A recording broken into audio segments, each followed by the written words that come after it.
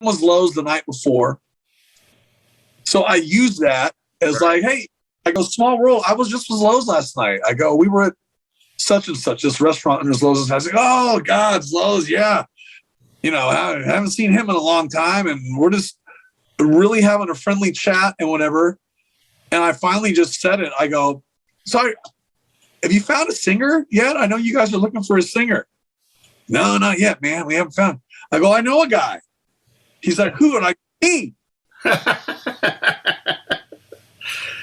And he literally looked and he goes, you got anything on you? And I didn't. Right. I didn't have anything on me. And here's where it gets completely crazy insane. Okay? I keep telling you where it was, the corner of Ventura and Violin, because it's important to the story. So he goes, you got anything? Like, you got a CD? And I go, no, but I live right there. And you could see my building. Like, if I was like, with a really good throw, I could have hit the building with a tennis ball. That's how close we were. Right.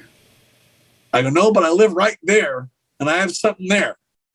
And he goes, all right. I get done pumping gas. I wait for Ed. I drive out the little side street. Ed follows me to my house. And God is my witness. All I could think as we were driving off was, I'm going to look in the rearview mirror and see him just right. take off. He didn't. I parked on the curb right in front of my apartment building. I got out and waited, and Ed pulled up and parked right behind me. And this is before cell phones. This is before anything. Right. And all I stood there thinking was, God, please somebody drive by who knows me. Right. Right? Right. And nobody did. And we went in the lobby and got on the elevator, went up to my floor. Man, he came in my apartment and, you know, he walks in and just walked over and sat right on my couch. And as he was sitting on the couch, there's a big, giant black and white framed print from Lowe's. And it's of him and Dave at Sunset Sound. Oh, wow. And this road case. And Dave's looking back at Ed like this, you know, and Ed's playing like a little mandolin kind of thing. Right. And he's like, wow, that was a long time ago. And and he sits down and picks up this Les Paul Custom, which was leaning against the couch. Wow. Just starts playing it and just noodling. And we're talking.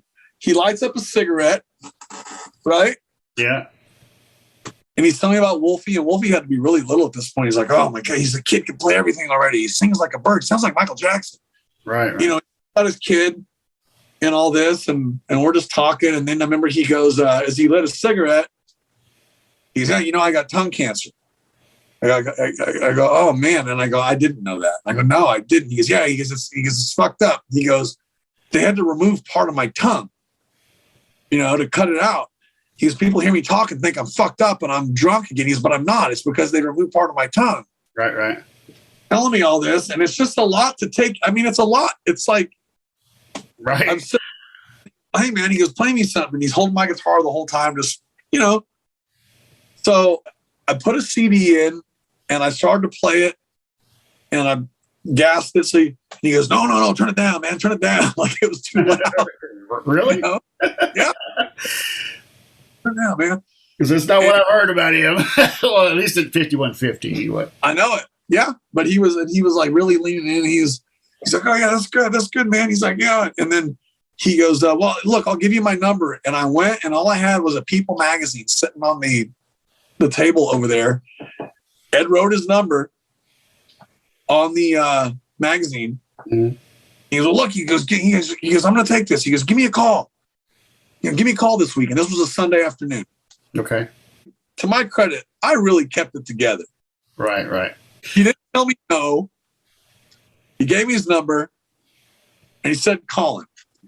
And we just kind of shot the ship for a little bit more, 5 minutes or so more. The whole thing probably took about 25, 30 minutes. It was that long that it was a long time for me anyway. Right. And we left and I walked him back downstairs to his car and walked him out to the street where he was parked. And He's like, well, hey, well, thanks, man. And he gave me a hug. I just watched him get in his car and drive off. And I was like, what just happened? I mean, it literally, I can't tell you, I was so starstruck. Right. I was just so starstruck. And I didn't have a cell phone because no one really did at that point. Right. And I ran upstairs and called the few closest friends that are closest to me. Nobody picked up, and I just incessantly kept calling. You're not going to believe it. You know? Right. And what a guy that would literally, I could have knocked him on the head and kidnapped him once he got in my apartment. Who knows? Right. And say yes on that particular day to actually do that. You know? I felt like a girl or a guy, like, they always joke when you're a kid, like, oh, after the first day, don't call too soon. You got to wait a couple of days. Right. I waited till Wednesday to call him because he actually could have been tomorrow.